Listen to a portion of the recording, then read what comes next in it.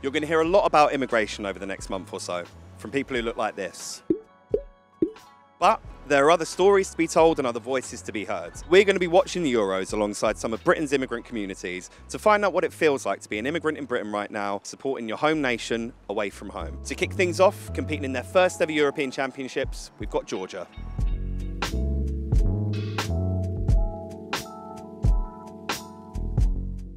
I'm really excited to be here. I do have a confession. I'm half Turkish myself. Oh, yeah. Well, we are I would say, the close neighbors, and one of our best friends are Turkish people. Sweet. So we're living together in centuries, but this is a competition in football. We opened recently, we got two places, one in Hackney, one here in Peckham. So this place we opened at end of December. So we are a kind of ambassadors of the Georgian culture in UK. I arrived obviously in London 24 years ago, and it was a quite different country altogether. And over the years I can see the changes and how multicultural it became and how many peoples are right now celebrating being British. If you look at the history where the UK was created, there was not much of it.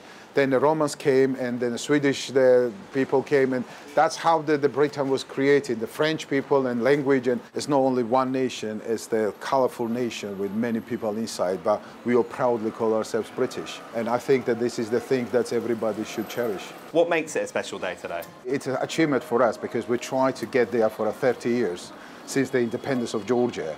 And we finally managed with this team to be part of it. We want to make it as not only part of it, we also make it enjoyable. We want people to have a chance to look at the screen, screaming, making their emotions, and just to celebrate the victory over Turkey. Sorry about that. In terms of what's happened in the past few months in Georgia, there's been a lot of protests there. It was one of the biggest in Georgia's history, is that right? Yeah, it is. There is two ways to look at that, positive and negative. The negative, obviously, what's going on there. The positive is that you can see that's how European we became. That's because now we can freely express our disagreement with the government. Before, that was not the thing, and people were scared to do it. Now, young generations, they understand. They don't need to be told this is right or wrong. They feel it. They understand what is right for them, what is wrong. They've been beaten up, the police are trying to destroy them, but they never scared, they never broke. They have their European flags in their hands, and they stand in what they believe. But as I said, there's two ways to look at it. One is the tragic way, because that's what's going on. But the other hand, if you look in a long perspective, now we are a nation. We call ourselves a part of Europe. We are a European nation. So does this competition come at just a great time, basically, to celebrate? It is. This is what I said. This is what we needed, because right now the nation is united under the sports event. So there is no position in opposition. That we are all Georgians today, and we're standing together, hand to hand, and celebrating and looking forward to win. And that win, we probably will put one more chapter forward for together Georgian as a European nation. So what's the prediction for today? 2-0. We win.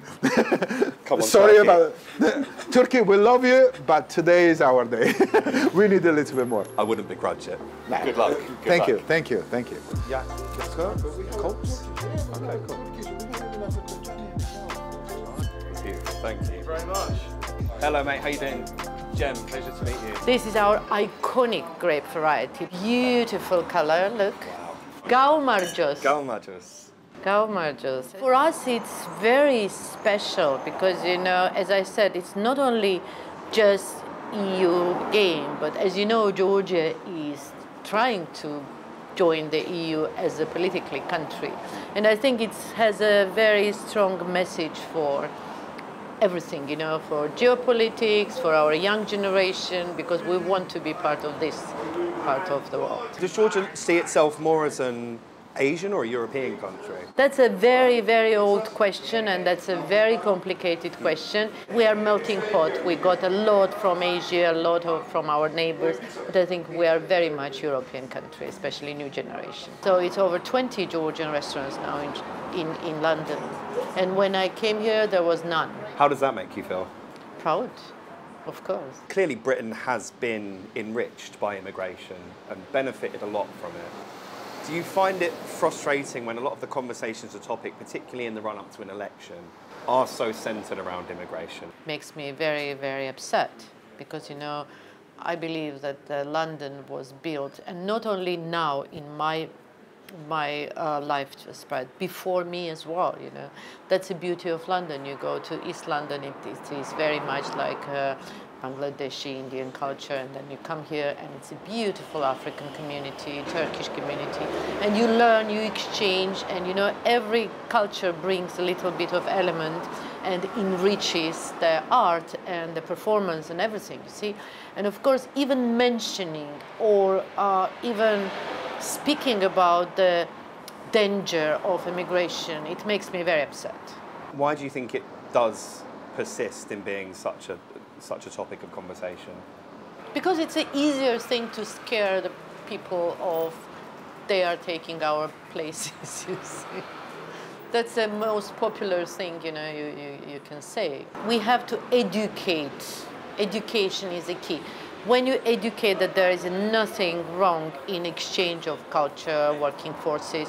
And for example, you know, immigration, it goes like tides. Any kind of mentioning that all this movement has to be restricted only based on a passport, I think it's so unfair.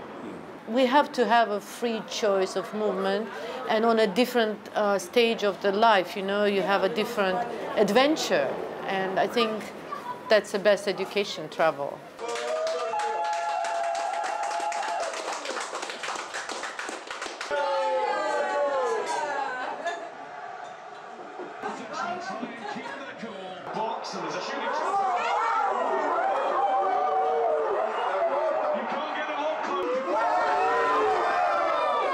So we're about 20 minutes in here. It's been mainly Turkey going forward, but every time Georgia have broken with the ball, this lot, their reaction has just been so positive and so incredible. This is a pretty special place to be watching this game.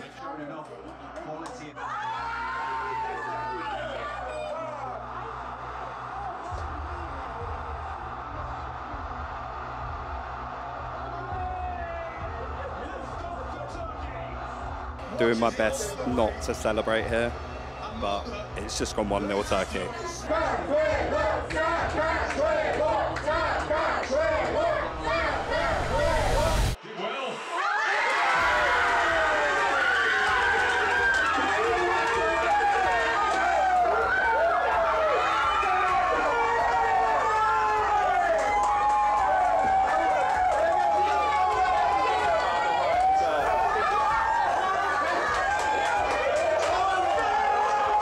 We are making a history right now, you know. The first game and the first winning will be something that we never expected, but we are hoping for.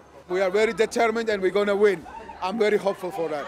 You probably see my emotions throughout the game. I'm a little bit too emotional today, but we're going to win. We always watch Euros, we always watch World Cup, but we have never been there, so it's really emotional, and I'm so happy to be here and to watch it. I'm so proud to be Georgian. I'm so proud of this team as well, because I think they're doing great and they deserve the best, and Georgia deserves the best. Unfortunately, it didn't quite go to plan for these passionate Georgian fans. In the second half, Turkey took the lead again, thanks to a wonder strike from Arda Güler.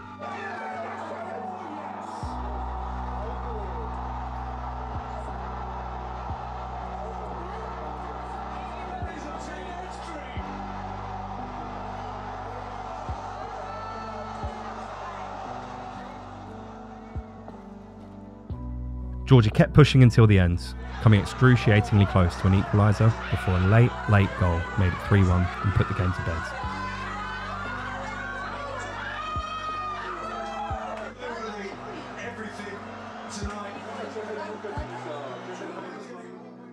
So proud, so gutted, but really, really proud. I love London and I love UK because it's so cosmopolitan and you can be whatever you want and you can represent your country.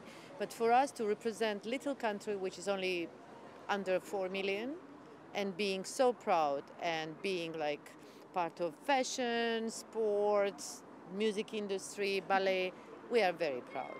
And I think, you know, we still have a chance. There is a Czech game, yeah. There is a Portugal. Exactly. Just watch us, you know, and come we'll gather again. Again.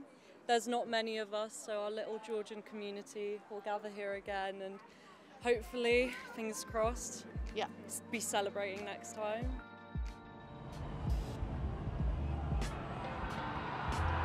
And celebrate they did.